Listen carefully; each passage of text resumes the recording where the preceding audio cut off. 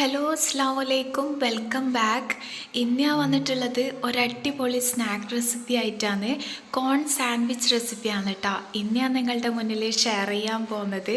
അടിപൊളി ടേസ്റ്റിൽ സിമ്പിളായിട്ട് ഉണ്ടാക്കാൻ പറ്റിയിട്ടുള്ളൊരു കിടിലൻ സ്നാക്ക് റെസിപ്പിയാണ് കേട്ടോ.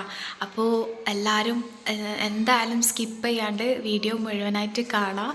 പിന്നെ നിങ്ങൾ ആദ്യമായിട്ടാണ് എൻ്റെ ഈ ചാനൽ കാണുന്നതെങ്കിൽ എന്തായാലും ലൈക്ക് ചെയ്യാനും ഷെയർ ചെയ്യാനും സബ്സ്ക്രൈബ് ചെയ്യാനും മറക്കരുത്.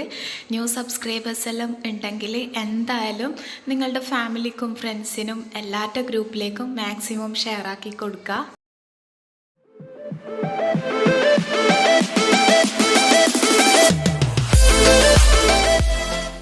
ആദ്യം തന്നെ ഒരു പാനിലേക്ക് 1 ടേബിൾ സ്പൂൺ ബട്ടർ ഇട്ടിട്ട് എല്ലാം ഒന്ന് മൊത്തത്തിൽ മെൽട്ടാക്കി എടുക്കുക. പിന്നെ അതിലേക്ക് ഞാൻ 2 ടേബിൾ സ്പൂൺ അളവിൽ മൈദപ്പൊടി ഇട്ടിട്ട് ബട്ടറും മൈദയും കൂടി എല്ലാം മൊത്തത്തിലൊന്ന് മിക്സാക്കി എടുക്കുന്നുണ്ട്. അതൊന്ന് മിക്സായി വന്നതിന് ശേഷം ഇതിലേക്ക് ഞാൻ കുറച്ച് പാലൊഴിച്ചിട്ട് എല്ലാം മൊത്തത്തിലൊന്ന് മിക്സാക്കി എടുക്കലാണ്. പാല് ആഡ് ചെയ്ത് കൊടുക്കുന്ന ടൈമിൽ മുഴുവനായിട്ട് അങ്ങ് ആഡ് ചെയ്ത് കൊടുക്കണ്ട കേട്ടോ. അന്നേരം പിന്നെ നമ്മൾ ഇട്ട് കൊടുത്തിട്ടുള്ള മൈദ കറക്റ്റായിട്ട് അങ്ങ് മിക്സായി കിട്ടൂല. ഇതേപോലെ കുറച്ച് ആഡ് ചെയ്തിട്ട് മൈദ മൊത്തത്തിൽ അങ്ങ് മിക്സാക്കി എടുത്താൽ മതി. ഇതേപോലെ നല്ല സ്മൂത്തായിട്ട് മിക്സാക്കി എടുക്കുക. പിന്നെ കുറച്ച് കട്ടിയെല്ലാം ഉണ്ടെങ്കിൽ ഇതേപോലെ ഒരു സ്പൂൺ വെച്ചിട്ടൊന്ന് പേസ്റ്റാക്കി എടുത്താൽ മതി കേട്ടോ. പാൽ ആഡ് ചെയ്ത് കൊടുക്കുമ്പം കുറച്ച് ആഡ് ചെയ്ത് കൊടുക്കുക.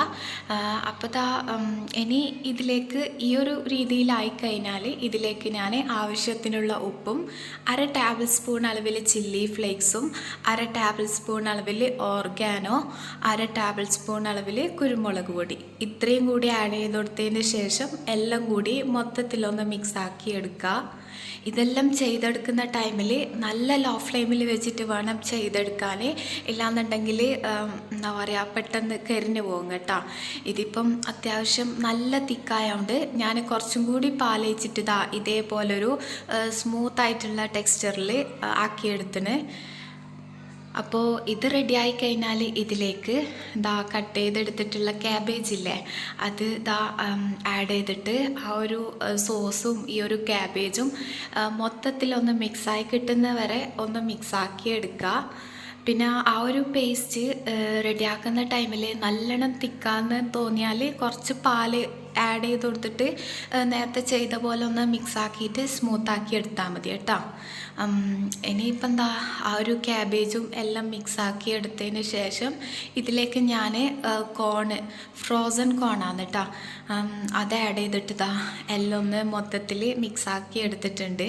ഇനിയിപ്പം ഇതൊരു 3-4 മിനിറ്റ് അടച്ച് വെച്ചിട്ട് നമ്മൾ ആഡ് ചെയ്ത് കൊടുത്തിട്ടുള്ള ക്യാബേജ് ഇല്ലേ ജസ്റ്റ് ഒന്ന് സ്മൂത്തായിട്ട് വാടി കിട്ടിയാൽ മതി. ഒരുപാട് വാട്ടിയെടുക്കണ്ട, ഒരു കടിക്കാൻ രൂപത്തിലാവണം, എന്നാൽ ഒരുപാട് വാടിയ പോലെ ആവണ്ട, ആ ഒരു രീതിയിൽ ആക്കിയെടുക്കുക കേട്ടോ. ഒരു 3-4 മിനിറ്റെല്ലാം അടിച്ച് വെച്ചിട്ട് അങ്ങനെ ഇതേപോലെ ആക്കിയെടുത്താൽ മതി. പിന്നെ നമ്മളതിൽ കോണ് ആഡ് ചെയ്ത് കൊടുക്കുന്ന ടൈമിൽ കുറച്ചധികം തന്നെ ചേർത്ത് കൊടുക്കുക കേട്ടോ. എന്നാലന്ന് കഴിക്കുന്ന ടൈമിൽ അടിപൊളി ടേസ്റ്റ് ഉണ്ടാവുക.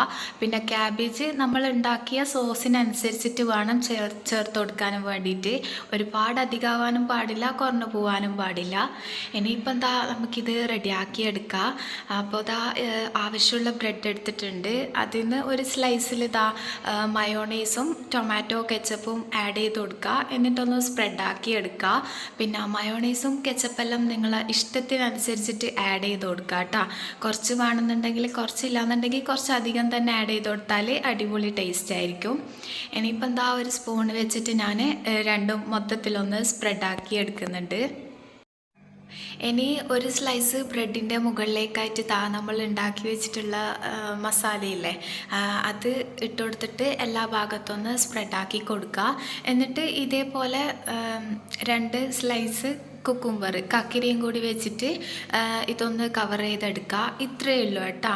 ഇനിയിപ്പം ഇതൊന്ന് ടോസ്റ്റ് ചെയ്തെടുക്കുകയേ വേണ്ടൂ. എന്നിട്ട് അതേപോലെ തന്നെ ബാക്കിയുള്ളതെല്ലാം ഞാൻ മൊത്തത്തിൽ റെഡിയാക്കി എടുക്കുന്നുണ്ട്. മയോണൈസും കെച്ചപ്പെല്ലാം കുറച്ച് നല്ലോണം ചേർത്ത് കൊടുത്താലാണ് കേട്ടോ കഴിക്കുന്ന ടൈമിൽ അടിപൊളി ടേസ്റ്റ് ഉണ്ടാവുക.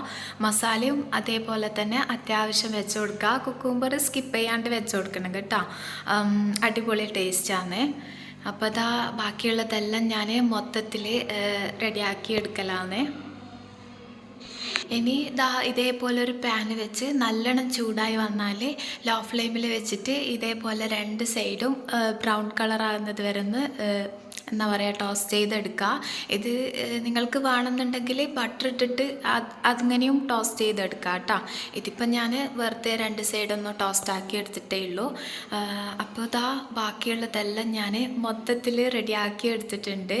ഭയങ്കര സിമ്പിളാണ് കേട്ടോ ഇത് ഉണ്ടാക്കിയെടുക്കാൻ. ഇതിൻ്റെ മസാലയും എല്ലാം കൂടി ആകുമ്പം അടിപൊളി ടേസ്റ്റാണ്.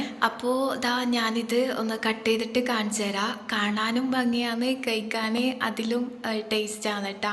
എല്ലാവരും മസ്റ്റായിട്ടൊന്ന് ട്രൈ ആക്കി നോക്കാം. ഭയങ്കര സിമ്പിളല്ലേ ഇത് ഉണ്ടാക്കിയെടുക്കാൻ, കഴിക്കാനും അടിപൊളിയാണ് കേട്ടോ. അപ്പോൾ ഇന്നത്തെ ഈ ഒരു വീഡിയോ എല്ലാവർക്കും ഇഷ്ടമായെന്ന് വിചാരിക്കുന്നത്. എല്ലാവരും മാക്സിമം ട്രൈ ആക്കി നോക്കിയിട്ട് ഫീഡ്ബാക്ക് അറിയിക്കുക. ന്യൂ സബ്സ്ക്രൈബേഴ്സ് എല്ലാം ഉണ്ടെങ്കിൽ എന്തായാലും സബ്സ്ക്രൈബ് ചെയ്യുക കേട്ടോ. ഇനിയും ഇതേപോലെ നല്ല അടിപൊളി റെസിപ്പീസും വ്ളോഗ്സും ഒക്കെ ആയിട്ട് ഞാൻ വീണ്ടും വരുന്നതായിരിക്കും. ഇൻഷാ അല്ലാ. അസ്സലാമു അലൈക്കും. ബൈ.